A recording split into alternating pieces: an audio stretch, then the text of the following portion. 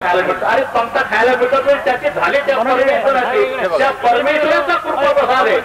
जर परमेश्वराच्या झाल्याने जर तुमचा जीवनामध्ये नमे भक्त प्रणश्यती, गीतेमध्ये भगवान म्हणतात नमे भक्त प्रणश्यती, माझा भक्त कधीही नष्ट होत नाही. ही परमेश्वराची प्रतिज्ञा आहे आणि ती प्रतिज्ञा अर्जुनाच्या रूपाने आपल्या समोर दाखवलेली आहे. फक्त परमेश्वराच व्हायला पाहिजे मनाने. त्याप्रमाणे आज हे जे नवदीक्षार्थी आहेत यांनी हा संकल्प केलेला आहे की महाराजा श्री चक्रधरा, आज आम्ही तन मन धन जे काही आहे आमच्याजवळ ते सर्वस्व तुला समर्पण करत आहे.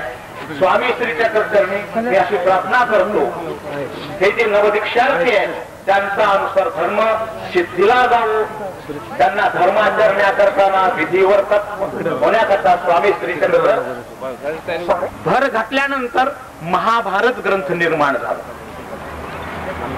त्याप्रमाणे माईम भट्टाने लीळाचरित्राचं संपादन संकलन केल्यानंतर अनेक स्वामींचे सद्भक्त सहवास ज्यांना लाभलेला आहे त्यांनी आपले अनुभव जे काही आचार्य संत गण होऊन गेले त्यांना कथन केले. असे अनुभवाची भर त्याच्यामध्ये पडत गेली आणि लीळाचरित्राचा विस्तार होत गेला. अनेक विद्वानांचे मत आल्यामुळे त्याच्यामध्ये वासना भेद निर्माण झाले. वासना भेद म्हणजे काही वासना नाहीयेत. म्हणजे चक्रधर स्वामी एक म्हणतात की उत्तरेकडे तोंड करून बसले, एकांच्या मते दक्षिणेकडे तोंड करून बसले, पण ते त्या ठिकाणी त्यांचं वास्तव्य झालं याच्याबद्दल मतभेद नाहीये. फक्त ते उत्तरेकडे तोंड करून बसले की दक्षिणेकडे तोंड करून बसले या घटनेबद्दल आहे. घटना घडलेली आहे. त्याप्रमाणे लीळाचरित्रात घडलेल्या घटना या काढून टाका, तो प्रसंग काढून टाका. त्याने आमच्या स्वामींच्यावर विपरीत बुद्धी येते. अरे आताच कशी विपरीत बुद्धी यायला लागली? आज 700-800 वर्ष झाले हे संपूर्ण लीळाचरित्र ज्यांनी वाचलेलं आहे असं तर मला एकही अनुयायी आठवत नाही की आढळला नाही किंवा या घटनेमुळे माझं मन दुःखित झालं म्हणून घटना उघडून टाका. अशा जर पळवाटा शोधायला लागले तर लीळाचरित्रच नष्ट होऊन जाईल. बा हे घडलं नाही याच्यामुळे भावना दुखवतात हे नष्ट करून टाका. उद्या म्हणतात की कामाख्या निमित्त श्री चक्रपाणी अवताराने देह त्याग केला. अरे मग याच्यावर त्याप्रमाणे त्याचा जर पुण्यकर्माचा योग असेल पुण्यरूप क्रियेचा स्वीकार करतात. जर त्याच्या असंत क्रियेचा योग असेल तर असंत क्रियेचा स्वीकार करावा लागतो. भगवान श्रीकृष्णचंद्राला भिलाने बाण मारला आणि भगवान श्रीकृष्ण दाबाला गेले, घटना सर्व मान्य करतात. मग चक्रधर स्वामीच्या बाबत का मान्य करू नये? या ठिकाणी काही लोक मुद्दाम तुमचा बुद्धिभेद करतात. असा बुद्धिभेद सर्व क्षेत्रामध्ये चाललेला आहे आणि याच्यामध्ये बुद्धिभेद करणारा स्वार्थ दडलेला असतो. कारण एक ज्ञानी पुरुष असे म्हणतात, मग आम्ही काय त्यांच्यापेक्षा कमी ज्ञानी आहोत का? आम्ही तर वरचढ आहोत म्हणून त्यांचा मुद्दा फोडण्याकरता हे जे चाललेलं आहे हे वास्तव यथास्थिती नाहीये तर अशी वस्तुस्थिती आहे. परंतु मी एक प्रसंग सांगतो दुसरा की वस्तुस्थिती कशी आहे. बाबा काही वर्षापूर्वी म्हणजे 25-30 वर्षाच्या आधी पैठणला कुणीही महानुभाव पंथीय संन्यासी खात पीत नव्हते. फक्त स्थानबंधन करायचे आणि निघून जायचे. मग आज तर पैठणला सर्व संत महंत खायला लागले, प्यायला लागले. मग ते नेपाळचं कसं पाच झालं? अहो नेपाळचं जे आहे ते पाच करणे ज्ञानी पुरुषाच्या हाती आहे. वेरूळला सुद्धा खात पीत नव्हते, नाशिकला सुद्धा खात पीत नव्हते. जर हे सारं नेपाळच्या पाळते होतात मग द्वारका कशी नेपाळची राहिलो? विचार करा. पैठण सारखं स्थान की जिथे वाराणसी पैठणा समानत्व, जिथे विष्णूचा विग्रह क्रीडलेला आहे, महादेवाचा विग्रह वाराणसीला क्रीडलेला आहे. वाराणसी म्हणजे काशीचं नेपाळचं आणि पैठणचं नेपाळचं तुल्य आहे, बराबर आहे. म्हणजे काशीच्या इतकंच नेपाळचं पैठण आहे. ज्या पैठणला साधू संन्यासी महात्मे निवास करत नव्हते, खात पीत नव्हते 20-25 वर्षापूर्वी. आज ते सर्व खातात पितात. तर आपण पैठणला जातो ते खाण्यापिण्याकरता जातो का? दान वंदना करता जातो. आणि द्वारकेबद्दल म्हणतात ते नफाच आहे, ते अन्य धर्मियाचं क्षेत्र आहे. आणि द्वारकेत काय पडलंय? अरे द्वारकेत काय पडलंय?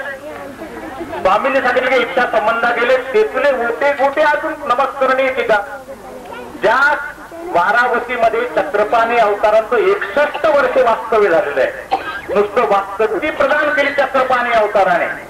व अशा उभय अवताराच्या संबंधित द्वारका श्री गोविंद प्रभू आणि श्री चक्रपाणी अवतार या उभय अवताराच्या संबंधित द्वारका नगरी आहे. लोक बुद्धिभेद काय करतात? अरे जे श्रीकृष्णाची द्वारका होती तर ती भगवानाने समुद्रामध्ये बुडून टाकले, त्या द्वारकेत काय पडलं? तसा बुद्धिभेद केला जातो.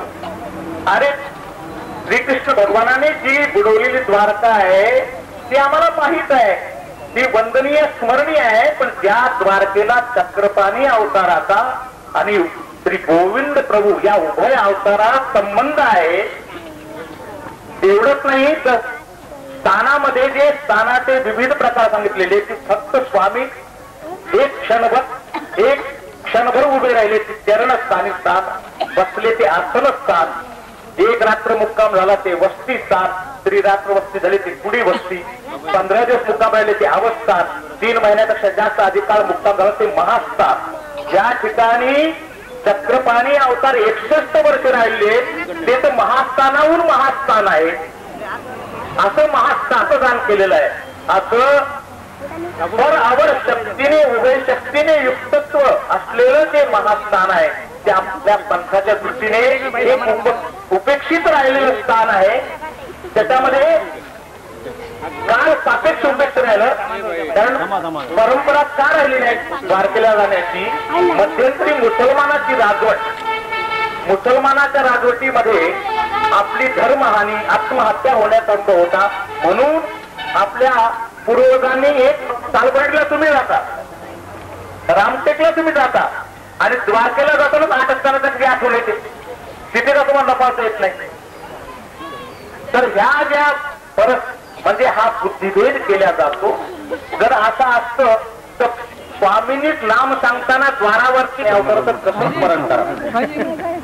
याकरता कोणत्याही अपप्रचाराला बळी न पडता आणि पाताळ गुंफा ही प्रत्यक्ष विद्यमान आहे. स्थान पोथीमध्ये तिचा निर्देश आहे. काही लोक म्हणतात पाताळ गुंफा नाही तर तिथं काय नमस्कार करायचा, अशी भावना नाही.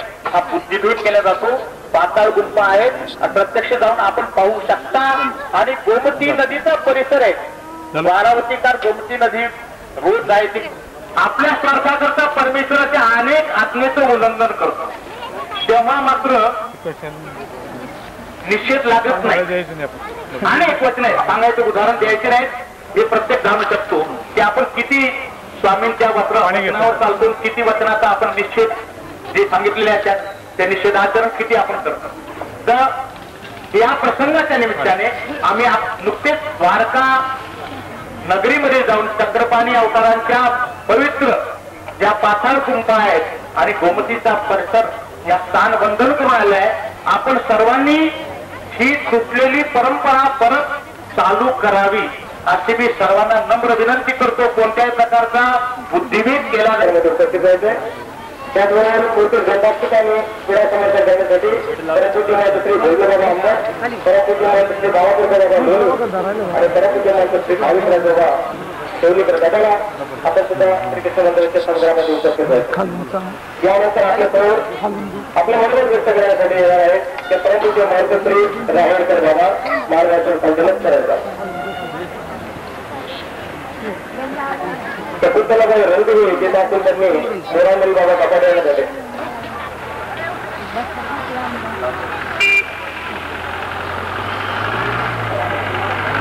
धर्मसभेचे अध्यक्ष, त्याचप्रमाणे अखिल भारतीय महानुभाव परिषदेचे अध्यक्ष परमपूज्य पट्टाधिष्ठित आचार्य प्रवर औरंगाबादचे बाबा, व्यासपीठावर उपस्थित असलेले सर्व संत महंत ज्यांच्या दर्शनाने त्रयताप दूर व्हावेत अशी सर्व आचार्य प्रवर संत महंत व्यासपीठावर असलेली विराजमान, त्याचप्रमाणे उपस्थित सर्व संत महंत भक्तगण, तपस्विनी माता बंधू आणि भगिनींनो, काळाच्या प्रवाहाबरोबर वाटचाल करत असताना वेगवेगळ्या दिशेची, वेगवेगळ्या माध्यमांची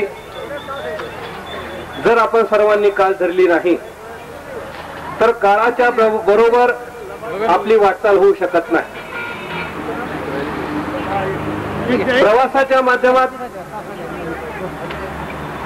राहणीमानाच्या माध्यमात, आचार विचारांच्या माध्यमात गतिमानता जोपर्यंत निर्माण होत नाही तोपर्यंत समाजातल्या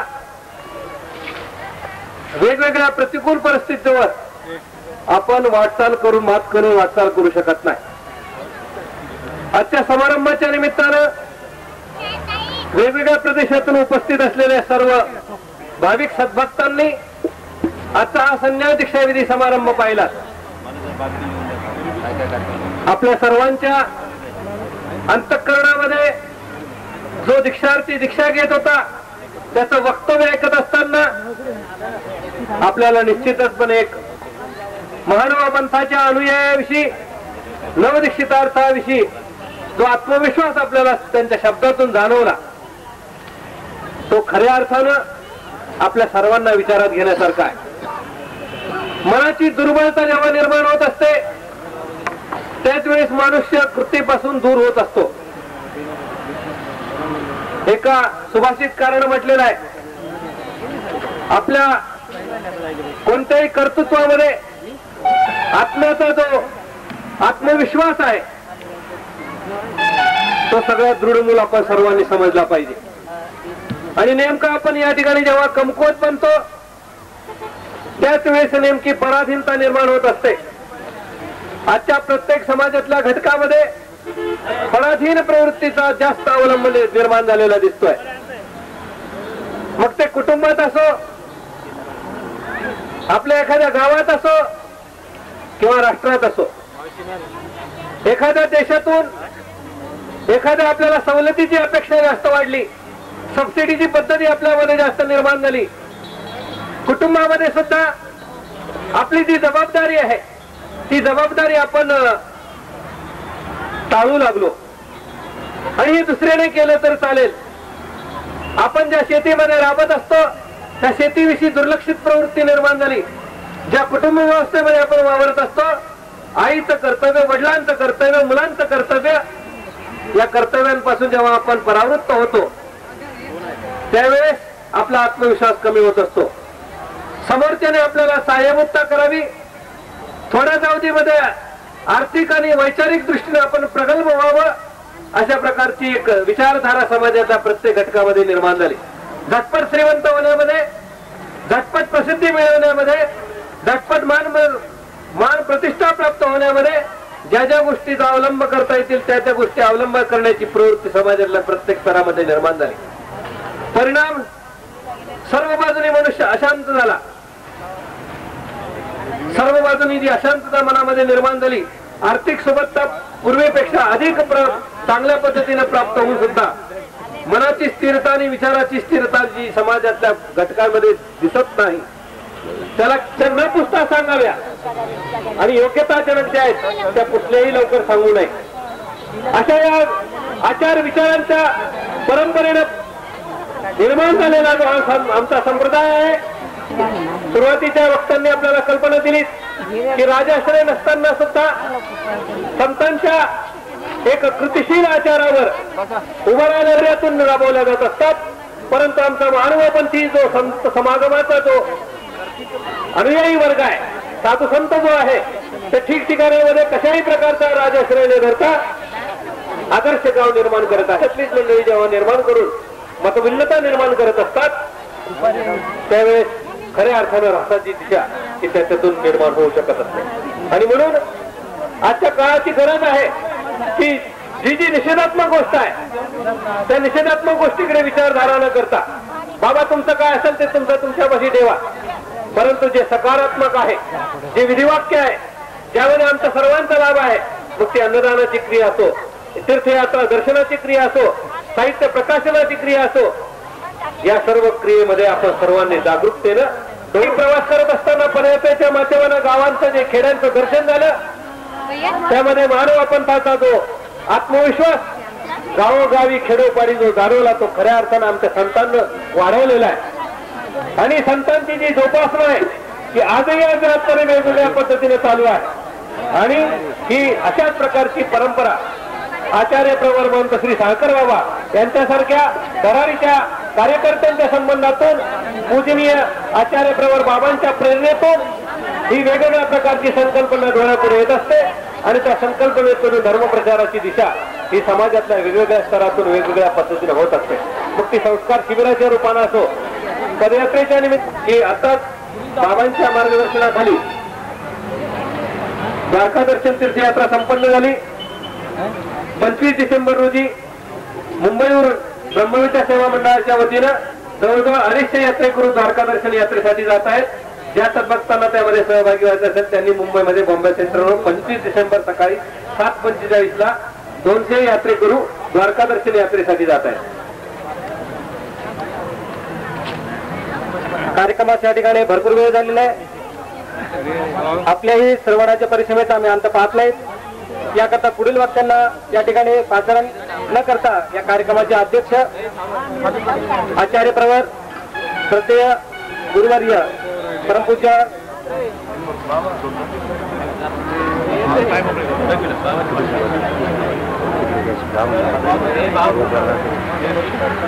या ठिकाणी उपस्थित झालेले अमरावतीवरून परमेश्वर सद्भक्त श्री चंद्रकांतजी निंबोरकर यांना विनंती करतो की त्यांनी आपले मनोगत या ठिकाणी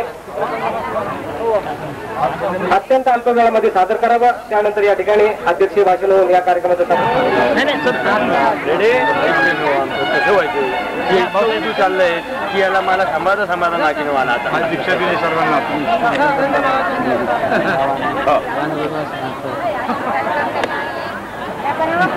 धुळे जिल्ह्यातील शिरपूर तालुक्यात पांढरोज येथील सर्व सद्भक्तांच्या वतीनं आदरणीय सद्भक्त श्रीमान पुरुषोत्तम धनराज पटेल हे सर्व गावकरी सद्भक्तांच्या वतीने आदरणीय श्री मोठे बाबांना पुष्पमाला अर्पण करून स्वागत करतायत.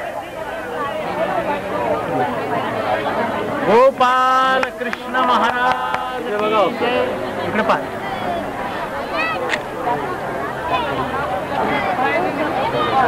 बसा बसा, खाली बसा, खाली बसून घ्या. क्रांतदर्शी प्रातस्मरणीय औरंगाबादचे श्री मोठे बाबा, परमपूज्य परमादरणीय क्रांतिकारी परमपूज्य महंत श्री साळकर बाबा, मंचावरील अधिकरण महंत संत मंडळी आणि संपूर्ण लहान थोर स्त्री पुरुष तपस्विनी आदी सर्वांना माझे दंडवत दंडवत दंडवत. 5 मिनिटं मला शेवटी मिळालेले आहेत. माझं व्याख्यान साधारणतः 2-3 तासाचं तसं मिळालं म्हणजे मला संपूर्ण समाधान नाही. पण तुला 5 मिनिटात काय बोलावं तर लागतं. ते इतकंच बोलावं लागतं की या संप्रदायाचा मी एक प्रचारक आहे. आपल्यातला एक छोटासा अभ्यास म्हणून विद्यार्थी आहे या तत्वज्ञानाचा, या साहित्याचाही विद्यार्थी आहे आणि मोठी रथी महारथी मंडळी इथं बसलेली आहे. जे वक्ते होऊन गेले आतापर्यंत त्यांनी सगळ्यांनी आपल्याला प्रबोधन केलेलं आहे. मी फक्त एकच प्रकार उचलतो, तो म्हणजे प्रचाराचा.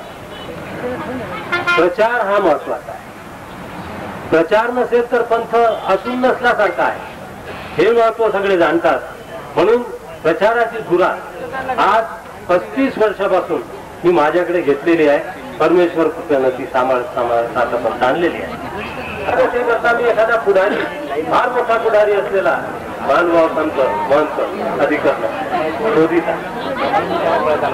या शोधामध्ये जे बहुत प्रचार होऊन गेले आपले आधीचे, ज्यांनी प्रचाराला सुरुवात केली ते पुणेकर महानुभाव मोगले दादा, त्यांनी ज्ञानसिंह मासिक काढलं आणि चालवलं अल्पावधीत का होईना. आणि दुसरा नंबर लागतो हैदराबादचे आमचे दादा महात्मा श्रीकृष्णदासजी बानवा, त्यांनी आजपर्यंत मासिकाचा आणि त्रैमासिकाचा ओघ चालत होता आणि त्यानंतर बाबांचा नंबर तिसरा असतो.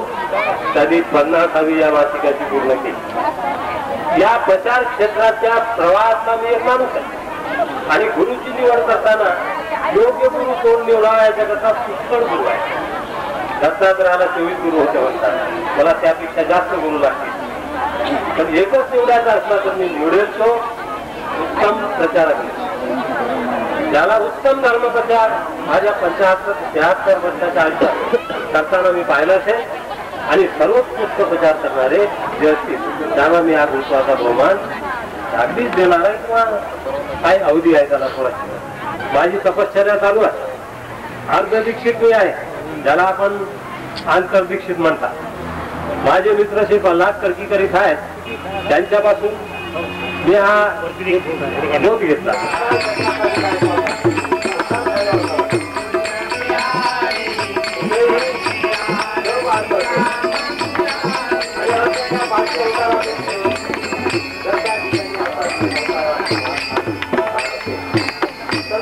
पार्श्व मानवाला पाहिजे हा संदेश